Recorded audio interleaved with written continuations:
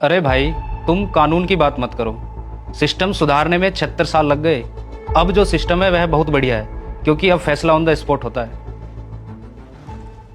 फैसला on the spot ही करना था बच्चे, तो मैंने और मेरे साथियों ने 2 साल 11 महीने और 18 दिन जाग कर यह किताब क्यों लिखी। 26 नवंबर 1949 को इसे लोकतंत्र का रक्षक क्यों बताया। पर बाबा साहब, वो वक्त अलग था।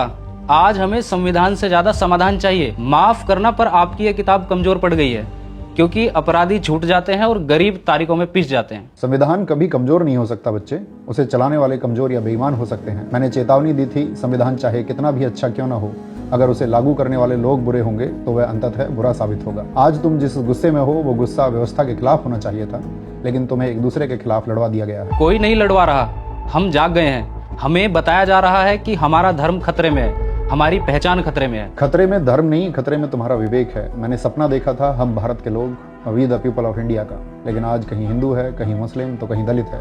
एक भारतीय होने का गर्व करने वाला व्यक्ति इस भारत देश में तो मुझे ढूंढने से भी नहीं मिल रहा। जिस मताधिकार को मैंने राजा और रंग के लिए बराबर किया, आज वही मताधिकार चंद रुपयों में बिक रहा है। पर बाबा साहब, विकास तो हो रहा है ना।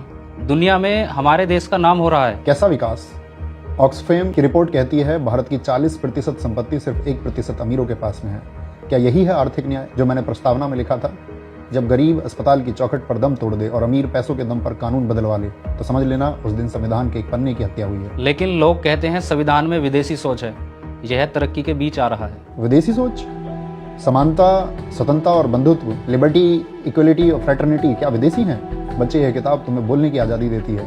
आज तुम सरकार, सिस्टम, यहाँ तक कि मुझे भी गाली दे सकते हो। यह हक तुम्हें इसी किताब ने दिया है। जिस दिन इस किताब की अहमियत खत्म हो गई, उस दिन तुम्हारी आवाज सिर्फ एक चीख बनकर रह जाएगी। पर आजकल सवाल पूछने और अधिकारों की बात करने पर तो देशद्रोही बोल दिया जाता है। यही तो दुर्भाग्य है। लोकतंत्र की इमारत 4 स्तंभों पर टिकी थी। पहली विधायिका संसद, जहां अब बहस नहीं सिर्फ शोर होता है। दूसरी कार्यपालिका, पुलिस और अधिकारी जिन्हें संविधान की रक्षा करनी थी पर वो सत्ता की रक्षा कर रहे हैं। तीसरी न्यायपालिका, कोर्ट, जिसे अव्यवस्था और दुर्व्यवहार के खिलाफ बोलना चाहिए पर वो अक्सर खामोश रहती है। और चौथा स्तंभ मीडिया, जिसे सरकार का आईना बनना था लेकिन वो सरकार का भोपू बन गया है। इस देश का मीडिया इस कदर चाटुकार बन गया है कि उसने मानवता को शर्मसार कर दिया है। बच्चे, मेरी बात याद रखना, भक्ति धर्म में मोक्ष का मार्ग हो सकती है, लेकिन राजनीति में भक्ति तानाशाही का मार्ग है। बाबा साहब, आज मेरा भ्रम टूट गया। मुझे साफ दिख रहा है असली खतरा संविधान को नहीं, हमारी सोच को है। यह लड़ाई किसी पार्टी के खिलाफ नहीं, अपने अधिकार और वजूद बचाने के खिलाफ है। मैं वादा करता हूं, अब मैं भीड़ का हिस्सा नहीं, संविधान और लोकतंत्र का रक्षक बनूंगा। जिस दिन इस देश के लोग और युवा दूसरे के सारे पर नाचने से इनकार कर देंगे, उस दिन भारत के संविधान को कोई खतरा नहीं होगा। जय हिंद, जय संविधान।